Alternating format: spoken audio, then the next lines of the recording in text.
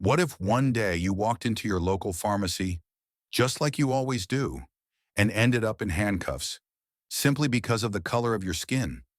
She was just an ordinary woman, filling a familiar prescription. But one cold stare turned into an accusation. What they didn't know was that she wasn't alone. Before we begin, hit subscribe if you believe justice should never depend on power. And drop a comment below. What would you do if this happened to your mother or your sister? Because the story you're about to hear won't let you stay silent. Leora Sterling, a 58-year-old nurse, stepped into Northbridge Pharmacy at the end of a brutal double shift in the ICU.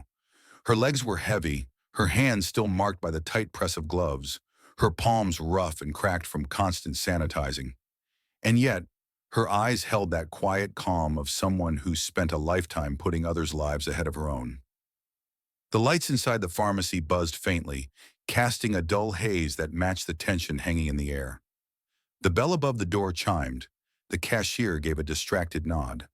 But Cassia Locke, the store manager, paused mid-call, her eyes flicking toward Leora with the kind of look that systems learn to give when they're trained to see a threat in the color of someone's skin.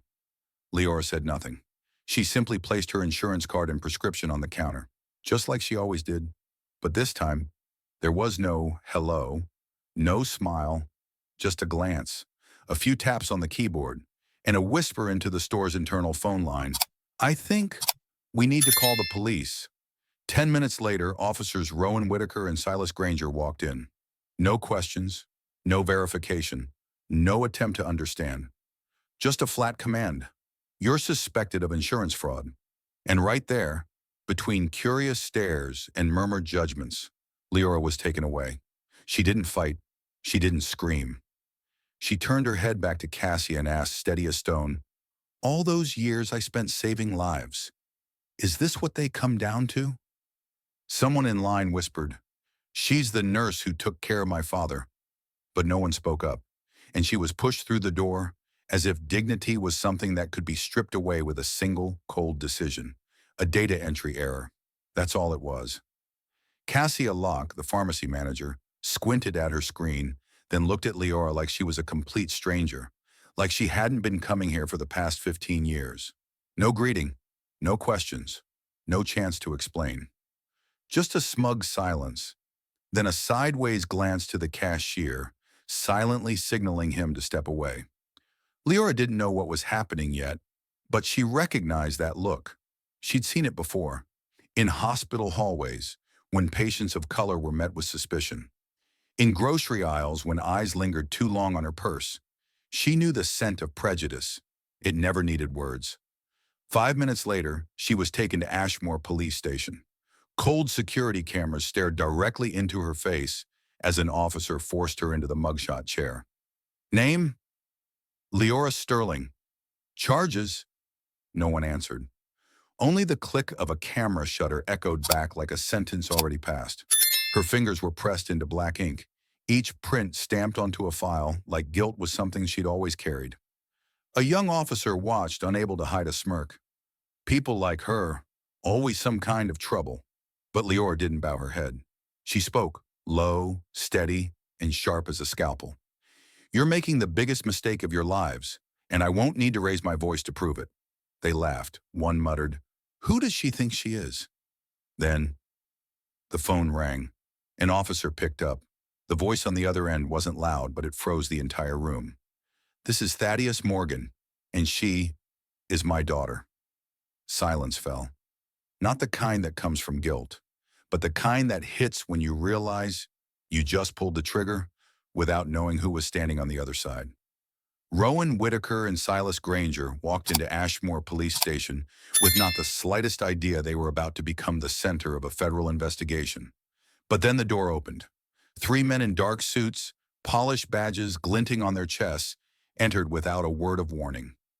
Federal agents. No yelling, no intimidation. Just a calm, precise request for access to body cam footage, incident reports, and the security video from the pharmacy. One of them pulled up a chair, connected a device to the server, and within seconds the screen lit up. There she was, Leora Sterling, calm, composed, documents in hand, No resistance, no deception, no just cause for an arrest. The room fell silent. Not the silence of confusion, but the kind that hits when the truth slaps you in the face. That same afternoon, an internal memo from the mayor's office was released. Rowan Whitaker and Silas Granger, suspended indefinitely.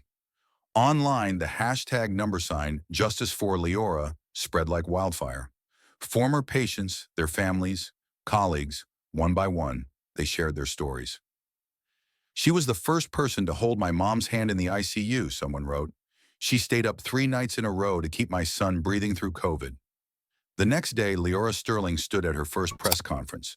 No fury, no theatrics. Just a woman who had once been silenced, now standing in full view of the world. "I'm not special," she said. "I was just lucky enough that someone picked up the phone when I called. But how many others never had anyone at all?" The crowd below stood frozen, not from a lack of feeling, but because every feeling was rising all at once. Ashmore Police Station, Cell Block A, Division 9, a cold concrete room steeped in the stale scent of bleach and repetition. Repetition of cruelty, of silence, of erasure. Leora sat on a metal bench, hands gently folded in her lap, still holding the posture of someone on duty, even now, treated like a criminal. Every minute dragged like a lifetime. The flickering fluorescent lights buzzed overhead. No breeze, no warmth. The last thing she heard before the door clanged shut was an officer's clipped voice. "Hope you learn your lesson." A lesson? Leora wasn't sure. Maybe it was the lesson of believing your dignity would be respected. But that wasn't what haunted her. Instead, her mind returned to a little girl in the emergency room years ago, shaking, alone, after losing her mother to the pandemic. Leora had been the first to hold her, the first to say, "You're not alone." She remembered that moment because she had made a promise. No one gets left behind. Tonight, she was the one left behind. But the fire inside her hadn't gone out. It was just waiting, waiting for the right moment to rise. And then, the doors of City Hall swung open. Under flashing lights with reporters shouting and cameras rolling, Leora stepped out. Not as the woman in handcuffs, but as a symbol of what's right when the world gets it wrong. She didn't need to raise her voice. She only needed to say one thing. Dignity isn't something you're given. It's something you hold on to, no matter how hard they try to rip it from your hands. The crowd held its breath. And then, an eruption. Not because she was a hero, but because she reminded everyone of something we forget too often. Everyone deserves to be heard. Curie won. The forgotten began to speak. Just hours after Leora's press conference, the hashtag number, Justice for Leora, erupted across social media. But what shook people wasn't just outrage. It was the confessions. A black mother on the east side of the city wrote, "I was arrested just for asking why I was pulled over. They never apologized." An elderly Asian man posted a short video. "They shoved me onto the sidewalk. I thought I was the only one." Hundreds, then thousands of stories poured in. And suddenly no one felt alone anymore, because they all saw a part of themselves in Leora. Wave 2, the first class action lawsuit, was filed. Led by Leora Sterling, backed by legal powerhouse Thaddeus Morgan, a father returning not just for his daughter, but for a generation silenced too long.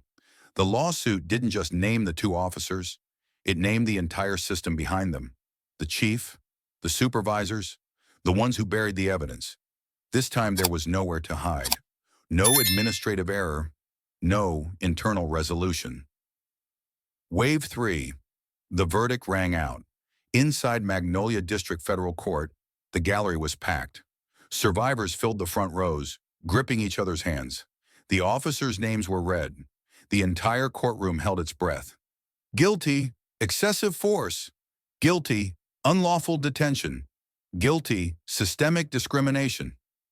As the sentence echoed through the room, Leora didn't cry. She simply nodded, like someone who, at last, had been heard. Final scene, a late afternoon at Franklin Green Park. Leora sat alone, her coat wrapped tight around her. In her hands, a cup of tea, nothing fancy, just warm and still. She didn't say a word. She just closed her eyes. Because freedom sometimes isn't about being celebrated. It's about no longer needing to prove that you deserve to exist. At Ashmore Police Station, Leora still sat there. No protest, no tears. But in her eyes was a question louder than any report being typed behind closed doors. Outside the holding cell, Officer Silas Granger paused in front of the surveillance monitor. His hands trembled as he stared at the booking photos. Leora, fingerprinted like a common criminal. He turned to his superior, Rowan Whitaker. "She doesn't look like someone who did anything wrong," Silas said quietly. Rowan smirked and looked away without a word. Just then, the internal phone rang. The desk officer picked up, and the voice on the other end made him shoot up from his chair like he'd been hit with a bolt of lightning. "This is Thaddeus Morgan, contact code 42 Delta Echo, and she is my daughter." The entire station froze. Thaddeus Morgan, living legend of the FBI, the man who took down interstate trafficking rings, who vanished from public record after a classified operation, now re-emerging, not for a national crisis, but for his daughter, treated like trash on the very ground he once swore to protect. The main doors of Ashmore Police Station swung open. An older man in a weathered gray FBI jacket stepped inside, followed by two uniformed federal agents and a young woman from the Veritas Justice Hub, tapping briskly on a tablet as she documented everything. "I'm Thaddeus Morgan," he said, his voice steady as stone. "I'm demanding immediate access to surveillance footage, internal logs, and the full procedural record regarding the arrest of Mrs. Sterling." The shift commander froze, glancing helplessly at Rowan Whitaker. But Rowan looked away, his eyes darting from the icy stare of Thaddeus, the same man he once admired from training briefings and case files. A monitor blinked on. The footage played. Leora, calmly handing over her documents, standing still, and then seized like a criminal without a single word of explanation. The air grew heavy. No one moved. Then the Veritas agent spoke. She did not resist. There was no legal justification for handcuffing her in public. Thaddeus turned toward the holding cell window, where his daughter still sat, hands gently resting on her knees. Her eyes didn't show anger anymore, just that weary kind of exhaustion that comes from a lifetime of injustice. "You think she's just an old woman?" he said slowly. "Number what you touched was the very core of the America you swore to protect, her dignity." Silence blanketed the internal conference room at Ashmore Police Station as the body cam footage played in front of the Federal Review Panel. There were no threats, no resistance. Just a woman, exhausted from a night shift, extending her documents with trembling hands. And then, she was turned around, cuffed like a criminal. In the background, murmurs from onlookers cut through. "What's going on?" "What did she do?"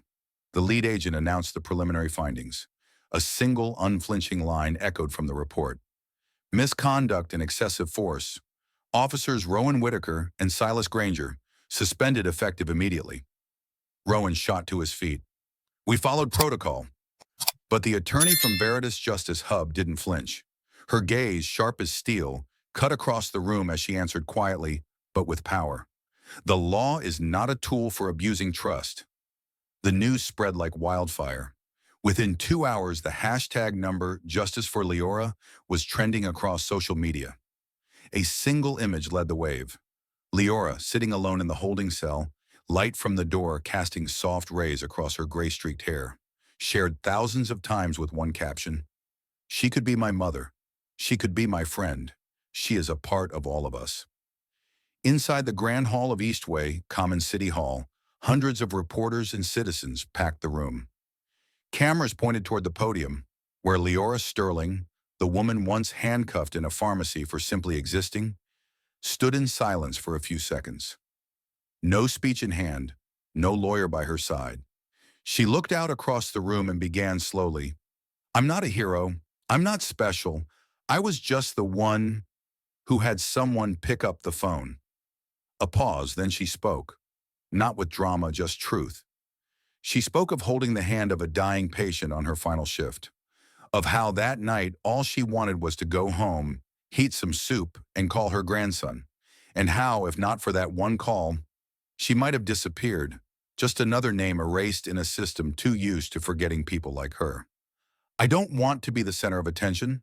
I just want this system to see each person as a person. From the back of the hall, a young woman stood, eyes glassy. "You're the reason I finally spoke up," she said, voice cracking. A wave of applause began, soft, then swelling, like the quiet beat of a drum that had waited too long to be heard. Leora bowed her head. She didn't cry, but her hand gripped the microphone with quiet force, as if holding on to something sacred. The dignity of an ordinary person, finally seen, finally heard. That afternoon, a breaking news alert shattered the usual calm in Elmridge. Two officers involved in the unlawful arrest at Northbridge Pharmacy have been suspended, effective immediately. But what truly left people speechless was the release of the body cam footage aired alongside the announcement. Officer Rowan Whitaker, cold and unmoved, ordered the arrest even after Leora had calmly presented all her documentation. Silas Granger, eyes uncertain, clearly hesitant, ultimately obeyed, cuffing her in front of stunned onlookers. No apology, no clear reason, just a woman standing still, as if she had long grown used to not being believed. At the Veritas Center for Civil Rights, the phones rang nonstop. The Federal Department of Justice launched a statewide civil rights investigation, a move unprecedented for what many had tried to write off as a minor incident. And when the sealed brown envelope reached the desk of Ashmore's police chief, he opened it to find a single, unwavering line. "The law grants no immunity to silence." His face turned pale. By then, no one saw Leora as just a victim. They saw her as something else. A reminder that some wrongs can't be buried in paperwork, and some people, even in silence, can trigger a tidal wave. In front of Elmridge City Hall, the golden evening light spilled gently across her shoulders. She wore her faded nurse's blouse, the same one from her earliest days on the job. No stage, no script, just a single microphone, and the silence of hundreds waiting to hear something they'd never heard from someone like her. Leora Sterling lifted her head. "Dignity," she said, her voice steady, never raised, "isn't something you're given. It's something you hold on to, even when they try to tear it from your hands." In that moment, the entire plaza fell still. A young native girl raised a drawing with small, trembling hands. A black woman standing tall among towering shadows. Beneath it, in shaky but determined handwriting, were the words, "Leora, the first one who stood still." The image spread across news stations in seconds. Her face, calm without rage or bitterness, filled front pages across the country. Not because she screamed, but because she stayed silent at the exact moment the world needed to hear it most, and became a message America could no longer ignore. No one crowned her a symbol. She simply refused to step back. Just 3 days after Leora Sterling's press conference, the quiet town of Savannah Ridge was no longer so quiet. Outside City Hall, the crowd had gathered. In their hands, hand-painted wooden signs read, "I was questioned for having the wrong name. They pulled me out of my car because I didn't look like the owner. I stayed silent, not today." The first to step forward was Emery Glass, a 72-year-old retired bus driver. His voice trembled, but his eyes blazed. "I was held at the station back in 1997 for matching a suspect description. They never apologized. But today, because of Leora, I know I wasn't the only one." Then came Jasmine Odell, a single mother who'd been illegally searched in front of her daughter. And one by one, the stories poured out, like a dam finally breaking. The headlines called it the Leora effect, a rising wave of voices that had been buried for too long. No more whispers, no more bowed heads. Each testimony wasn't just a memory, it was an indictment, a reckoning against a system that mistook silence for submission. And in the midst of it all, Leora didn't stand at the center. She stood at the edge, tears brimming, hand tightly holding that of a young woman. A woman who once believed she was suffering alone. As the stories poured in like a flood, one man stood quietly among the crowd. Marcus Dean, a civil rights attorney known for landmark victories against some of the largest police departments in the state. He approached Leora after a silent vigil held beneath the weathered statue of Justice in Franklin Cross Square. "You're not alone, Mon," he said gently. "I've gathered nearly 40 sworn statements. They need a face. Someone a jury can't look away from." Leora didn't answer right away. She turned to the makeshift memorial, photos taped to an old brick wall. faces that had once been silent, faces that had once endured. Then, she nodded. By the end of that same week, a class action lawsuit was filed, Leora Sterling listed as the lead plaintiff. The suit named the Savannah Ridge Police Department, Ashmore Security Coordination Bureau, and all associated entities.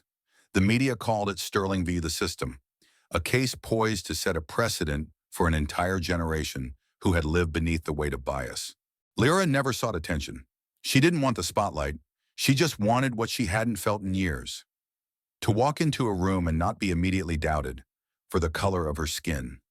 Magnolia District Federal Court, day 16 of the trial. The courthouse hallways overflowed with people. Residents pressed shoulder to shoulder, reporters lining up since 5 a.m. But inside the courtroom, Leora sat in stillness, not like a plaintiff, but like someone quietly saying goodbye to something ancient. When the verdict was read aloud, charge, systemic abuse of authority, guilty. There were no cheers at first, just an audible sigh, soft but powerful, sweeping across the room like a breeze finally allowed to pass after years of being blocked. Within the same week, 5 senior officials in Savannah resigned, including the district chief judge, the police commissioner, and the head of civil justice affairs. A system once confident in hiding injustice behind legal jargon had now been dismantled by truths too solid to ignore.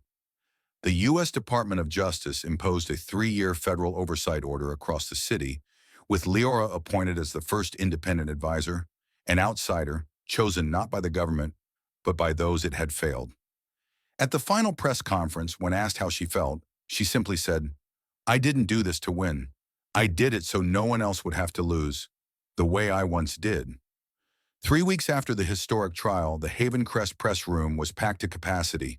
At the podium stood Leora Sterling, not draped in honors, not styled for headlines. Just a worn button-up shirt, slightly misaligned, and a voice that didn't need a microphone to silence the room. "Don't tell me the system apologizes," she said. "The system has no mouth, only people inside it, and the choices they make." A young reporter asked, "If they did apologize, would you forgive them?" Leora looked down at the blank sheet of paper before her, then back up. When a child is hurt in the park and you help them up, but leave the brick that tripped them lying there, that's not an apology, that's avoidance. Outside, a banner stretched from Holleridge Square to the end of East Bay Street, the very place she was first handcuffed. It read, "No more names." Little Ruby, the daughter of a man once wrongfully jailed, stepped forward and handed Leora a white handkerchief embroidered with the words, "Stand tall, even when they kneel you down." Leora took it, nodded, and walked away from the podium. No applause, only tears.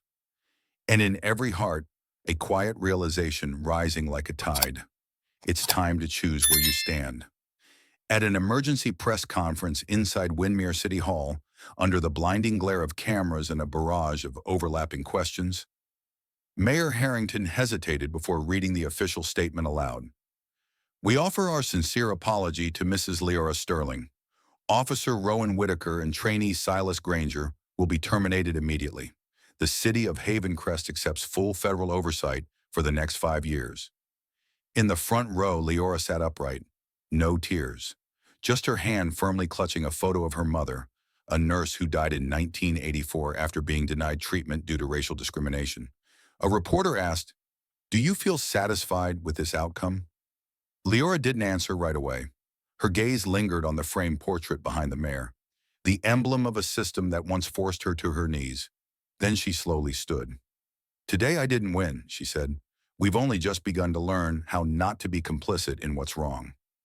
Outside, people lined up in the light rain to sign a petition for an independent civilian oversight board, something no one had believed was possible for over 2 decades. A young black girl held up a handwritten sign. "Ms. Leora, you made me believe that little black girls can change the world too." Leora walked out of the hall. No flowers, no medals, just the sound of footsteps, of a community choosing to walk forward with her. 3 months after Leora walked out of the Haven Crest press room and declared, "I don't need an apology, I need change," the U.S. Department of Justice released the findings of its investigation. The Haven Crest police system wasn't just flawed, it was an organized structure of abuse. Over 87 incidents spanning 5 years were uncovered, each echoing the same pattern: racial discrimination, legal manipulation, and silence dressed as protocol. A DOJ spokesperson stepped in front of the cameras, flipping open the investigation report. "We no longer refer to this as an isolated incident. This is a documented pattern of systemic violation. And as of today, we are initiating criminal prosecution of those involved." The air in the press room went still. On the screen behind them, a single image appeared. Lyra seated in that dim interrogation room on the night it all began, light casting down on her graying hair, her eyes never once looking away.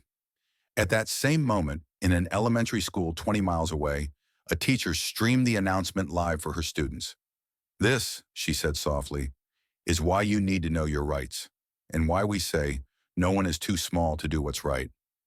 A boy raised his hand. "Is she a hero?" The teacher smiled. "No, sweetheart. She's just someone who refused to stay silent." Inside courtroom 4 of the Magnolia District Federal Court, the air was tight, strung like a wire about to snap. Reporters jostled for space. Microphones pointed toward the wooden stand where two men now stood with bowed heads: Rowan Whitaker and Silas Granger, the officers who once believed they were untouchable. Judge Evelyn Marlowe looked up from the 162-page indictment. Her voice was low, unwavering, and echoed through every inch of the chamber. "The defendants are found guilty of abuse of authority, unlawful detention, systemic discrimination, and falsifying legal records." In that moment, no applause, no cheers, only silence. The kind that follows not vengeance, but the quiet restoration of a truth that had been twisted for far too long. A young reporter seated in the back row turned toward the woman in the amber-colored shawl, Leora Sterling. She didn't smile. She didn't nod.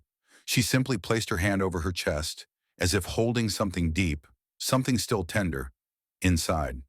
A little black girl, daughter of one of the past victims, leaned in to whisper to her mother.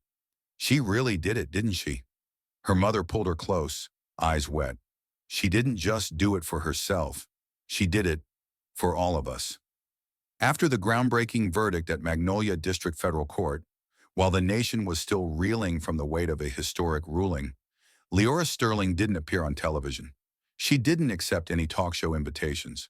She simply walked out the courthouse gates. No raised fist, no triumphant pose, just a quiet clenching of her left hand, where the faint bruise from the old handcuffs still lingered, like a memory that refused to fade. A young reporter rushed forward, microphone extended. "What are you feeling right now, after everything?"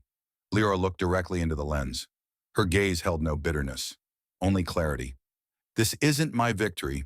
This is a beginning. For everyone who's ever been pushed to the margins because of their skin and silenced by a system that told them to endure it." She turned to face a group of law students nearby, holding signs that read "Number Justice's Work." In their hands were files, not about Leora, but about dozens of unnamed victims whose stories had never reached the surface. One white student stepped forward, tears in his eyes, and offered her a small pin. "You taught us that justice doesn't come in color, only in action." Leora didn't take the pin. She rested her hand gently on his shoulder. "Don't thank me," she said. "Use your voice, and don't ever let this system go quiet again." Magnolia was no longer the only place saying Leora Sterling's name. From Seattle to Montgomery, from city halls to law school classrooms, people were beginning to re-examine how the system worked, and finally asking the questions no one had dared to before. 1 month after the verdict, a mural appeared. Leora, painted in her old nurse's uniform, standing tall. Behind her, the words stretched across the wall: "You don't need a cape to be a hero. You just need to stop staying silent." In New Haven, the newly elected mayor announced the disbanding of the city's Rapid Response Unit, a first step directly inspired by Magnolia. At a legal symposium in Atlanta, law students quoted Leora's words in research papers on modern nonviolent resistance. And though she still avoided cameras, Leora agreed to one quiet visit with a group of high school students. During the Q&A, a soft-voiced, brown-skinned girl raised her hand. "Were you scared when it all started?" Leora smiled, her eyes catching the gold of the sunset outside the window. "Oh yes, I was scared," she said, But courage isn't about being fearless. It's about walking forward even when you are. And if I could do that, then so can you. Final scene. Leora stands at the threshold of her home, still holding a warm cup of tea. She gazes out toward the distance, where children play, and the wind lifts the corner of her notebook on the porch table. The first line on the open page reads, "A system is only powerful if we let it go unquestioned." Did this story move you? Have you ever witnessed something like it? Share your thoughts in the comments. Every voice is one more spark in the fight for justice. If you believe courage can light up even the darkest systems, subscribe now so you don't miss the stories that matter most. There are moments in life that don't need shouting, no signs strung across streets. Sometimes all it takes is one woman, calm, steady, standing in the eye of the storm, to change the course of a city. The story of Leora Sterling, a middle-aged nurse treated like a criminal for nothing more than the color of her skin and a prejudiced glance, is not just a story of injustice. It is a quiet, powerful lesson in dignity, patience, and the strength of intelligent resistance. Leora didn't fight back with rage. She chose to hold her ground with grace, even as she was humiliated in full view of the public. And when the truth finally came to light, she didn't revel in victory. She never saw herself as someone who won, just someone who stood first in a system built to silence. What's the biggest lesson her story offers? That you don't need power to spark change. You only need the will to keep going when everything inside you wants to give up. And sometimes you don't owe the world proof, just consistency between what you believe and how you live. Leora never asked for a spotlight, but by walking forward while everything tried to pull her back, she cleared a path for hundreds more to follow. In a world that often tries to make you question your worth, her story is a gentle but unshakable reminder. You matter. Even if the world doesn't see it yet, world.